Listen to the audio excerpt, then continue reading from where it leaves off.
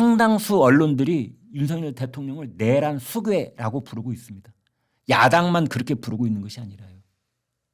수괴라는 말은 왜 쓰느냐? 이걸 우리말로 고치면 우두머리라는 뜻입니다.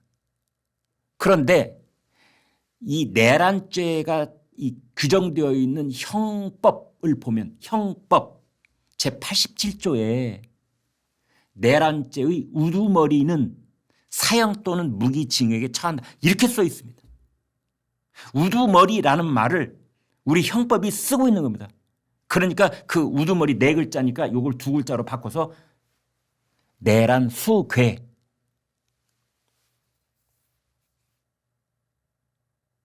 우리가 북한 인민군을 옛날에는 북한 괴뢰군이라고 그랬잖아요. 그때 그 괴자인 모양이죠. 아무튼 수괴. 일상생활에서는 한 번도 쓸 일이 없는 그 단어를 갖다 지금 붙여놓고 있는 겁니다. 그러면 형법을 이제는 잠깐만 들여다봐야 되지 않겠습니까? 형법 87조에는 뭐라고 되어 있느냐?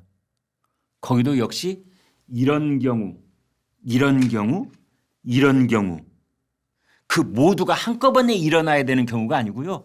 따로 일어났을 때 그걸 내란죄로 본다. 첫 번째 국토 참전, 두 번째 국헌 문란, 그리고 폭동. 국토를 참전해서 폭동을 일으키든지 국헌을 문란하면서 폭동을 일으키든지 그러면 내란죄인 겁니다. 국토 참전이라고 했을 때 이 참전은 일본식 용어입니다. 우리 용어 뭐 거의 쓰지 않죠. 이 참전이라는 건 뭐냐? 대한민국 영토의 전부 또는 일부를 국가 권력을 배제시키는 행동을 국토 참전이라고 합니다. 마음대로 떼어낸다 이런 뜻입니다. 그런데 대통령 그 스스로가 국가 권력이에요. 국가 권력이 따로 있습니까? 대통령 스스로가 우리나라 최고의 국가 권력이죠. 근데 어떻게 스스로가 스스로를 배제를 해? 이건 말이 안 되는 거죠. 그래서 국토 참전은 논외로. 두 번째가 국헌 문란. 그리고 폭동. 이것이 있었다고 야당과 일부 언론은 주장을 하고 있는 것이지요.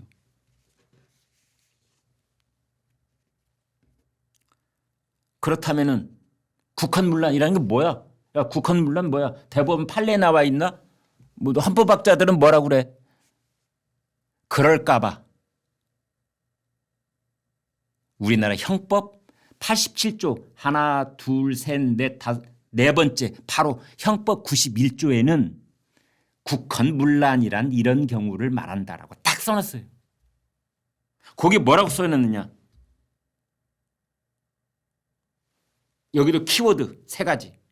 헌법기관의 권능 행사를 불가능하게 만들 경우에 국헌문란이라고 되어 있습니다.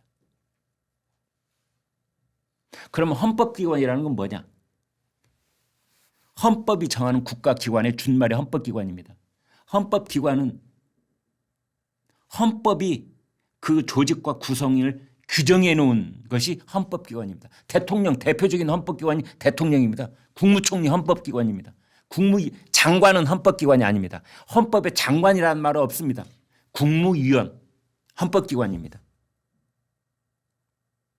그래서 장관이라는 말은 장관은 헌법기관이 아니기 때문에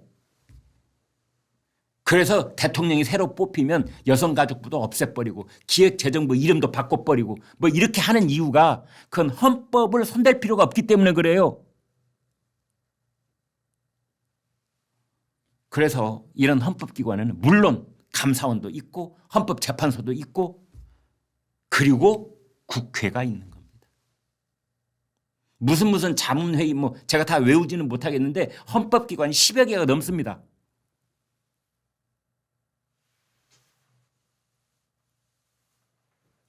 그런 경우에 지금 야당과 일부 언론은 그중에서 국회만 딱 떼어놔가지고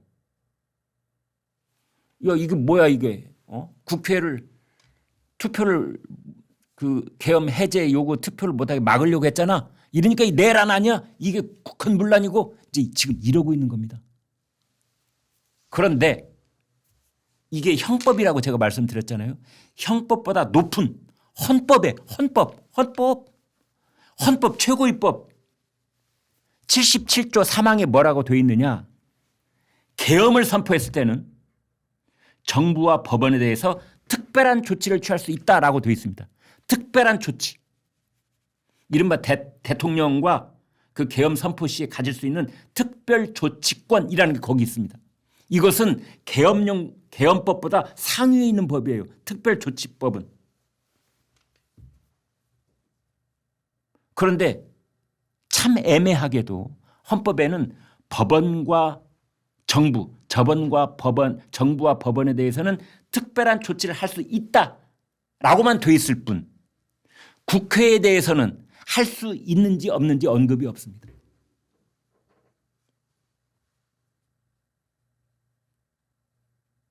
그래서 야, 이 특별 조치법이 뭐야? 라고 궁금해하던 차에 찾아봤습니다. 그랬더니 계엄법 제9조에 특별 조치권 항목이 따로 있습니다. 계엄법 제9조 법 조문의 제목이 특별 조치권이에요. 아예 그냥. 뭐라고 되어 있느냐. 군사상 필요시 체포, 구금, 압수, 수색을 할 수 있다. 이게 특별 조치권입니다. 그런데 그 조문 어디를 눈 씻고 찾아봐도 국회의원은 털끝 하나 건드려서는 안 된다. 이런 부분은 없어요.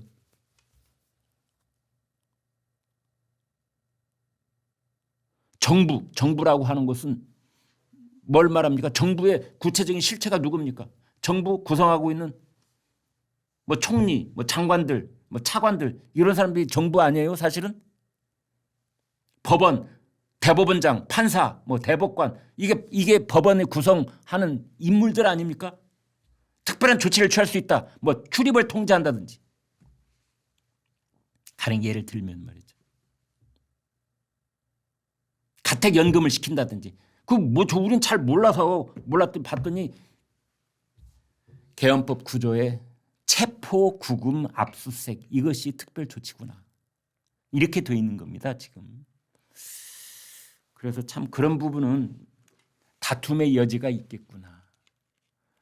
그런데 저 같은 사람이 보기에는 너무나 일방적으로 국회가 마치 무소불위의 성역이라도 된다는 듯이 국회의원들은 뭐 이 신발끈 하나라도 건드리면 이게 다 국헌문란이라도 된다는 듯이 일방적인 얘기들을 쏟아내고 있기 때문에 저는 답답합니다. 우리나라 최고 가는 헌법학자들이 계시면 좀 설명 좀 해줬으면 좋겠습니다. 국회의원이 국회 본회의장에 들어가려고 하는 것을 막아서면 이것이 국헌문란인지 그 법적 근거는 무엇인지. 그런데요. 놀라운 일이 하나 있습니다. 지난번 계엄 선포 이후에 놀라운 일. 그게 뭔 줄 아십니까 여러분? 더불어민주당이 계엄법 개정안을 16건이나 냈습니다. 더불어민주당 속에 검판사 출신들, 율사들은 우리나라 계엄법이 애매한 부분, 미비한 점이 있다는 걸 알아차리고 있는 겁니다.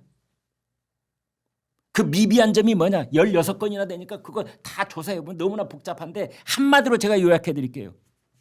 계엄령을 선포하더라도 국회의원이 국회 본회의장에 들어가는 것을 막아서는 안 된다라는 말을 집어넣자는 겁니다. 어디에다가? 계엄법에다가.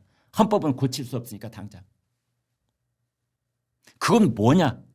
민주당 스스로도 비상계엄이 선포됐을 때 국회의사당 출입을 통제할 수 있는지 없는지에 대해서 본인들도 애매하구나. 이걸 강하게 주장할 수 없구나라는 걸 알고 있었다는 반증인 겁니다. 그러니까 보완해서 개정안을 냈겠지요. 주요 언론들이 크게 보도를 하고 있지 않아서 우리가 모르고 있을 뿐입니다.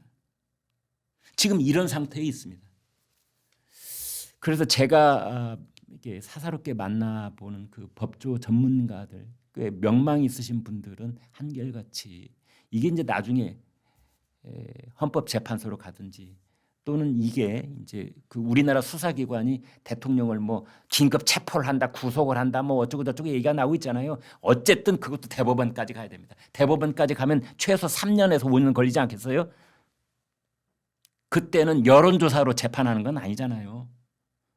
제가 지금 제기하고 있는 이런 것들을 따져봐야 될 텐데 몇몇 그 사람들이 이런 말을 합니다. 아니 유리창을 깨고 들어간 거 국회를 무력화하려고 했다면 그게 내란죄 아니야?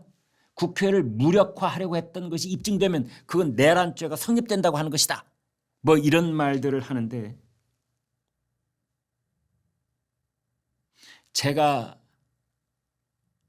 지난 10일 동안 연구한 저의 결론은 이겁니다. 계엄이란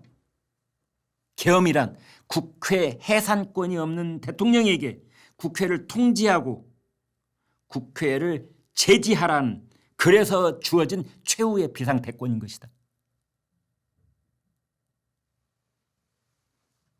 그런데 그것을 물어서 내란죄를 묻겠다? 이런 허탈한 웃음이 나옵니다만 이런 겁니다.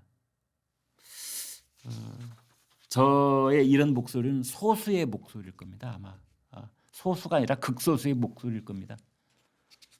계엄이 선포된 이후 지난 10일 동안 이런 얘기를 한 사람은 저밖에 없을 겁니다. 어쩌면. 근데 사실입니다. 이게.